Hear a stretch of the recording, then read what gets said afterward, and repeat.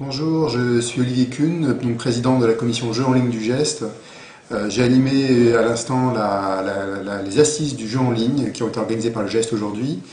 On a discuté de différents sujets, dont la viabilité de l'écosystème des différents opérateurs de jeux qui se sont lancés dans cette industrie, voir s'ils pouvaient en vivre, et comment ils voulaient fonctionner dans le futur, quelles étaient leurs préconisations par rapport à la clause de revoyure qui se discute en ce moment. On a aussi pris le point de vue du joueur. C'est une chose importante de donner la parole aux joueurs et pour voir comment eux voyaient cette ouverture, quels étaient les avantages et inconvénients qu'ils avaient déjà identifiés, et quelles étaient aussi leurs attentes par rapport à cette ouverture, sans oublier les joueurs vulnérables qui sont dont il faut se préoccuper et sur lesquels on a... Alors concrètement, quels sont les premiers bilans à travers les différents acteurs? On constate au vu des débats des acteurs qui sont fragiles encore. C'est-à-dire une ouverture réussie, mais avec des acteurs qui se sont lancés, qui au bout d'un an sont fragiles sur un marché qui a été ouvert avec succès, mais qui se développe lentement. Alors vous pouvez les citer, il y a des acteurs qui sont très connus et d'autres moins connus.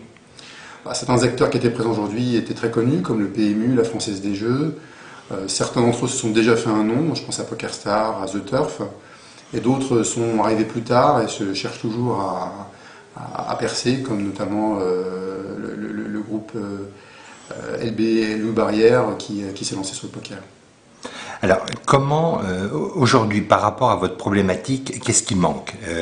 La faute est à qui pour le développement de toute cette filière innovante, entre guillemets, quelque part? Cette filière, elle a le mérite aujourd'hui d'exister, mais maintenant il y a des perfectionnements, des ajustements à fournir. C'était prévu dans la loi avec cette clause de revoyure. Il faut vraiment utiliser cette fenêtre pour faire certains réglages. On a vu ce matin qu'il y avait des réglages à faire au niveau de la fiscalité, et le Gest soutient la proposition du rapport Lamour de changer l'assiette pour travailler sur le PBJ avec un taux d'imposition à définir par les gens qui sont fiscalistes, mais pourquoi pas 20% comme ce que propose M. Lamour. Nous soutenons aussi les différentes initiatives, plus au niveau réglementaire, pour simplifier le parcours client du joueur, notamment pendant la phase d'inscription qui est un petit peu pénible et lourde en ce moment. Alors, sans faire de mauvais jeu de mots, les sommes en jeu sont considérables, ainsi que les enjeux. Les sommes brassées sont considérables, mais finalement, quand on regarde le vrai chiffre d'affaires des opérateurs, qui est l'argent qui est vraiment leur marge avec laquelle ils travaillent, ce sont des chiffres assez raisonnables. On parle en rythme annuel de peut-être 300 millions d'euros de chiffre d'affaires pour les opérateurs de poker. On parle de 150 millions pour le pari hippique, un petit peu moins pour le pari sportif.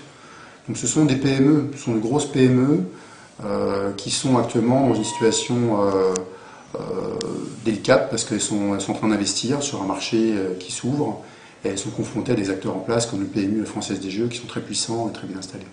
Je vous remercie. Merci beaucoup.